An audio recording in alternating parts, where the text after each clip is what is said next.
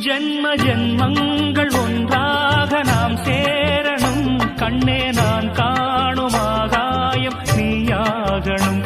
என்றும் ஓயாது ஓயாது உன் ஞாபகம். நாளும் உன் பார்வைதானே என் சூரியோதயம். அன்பே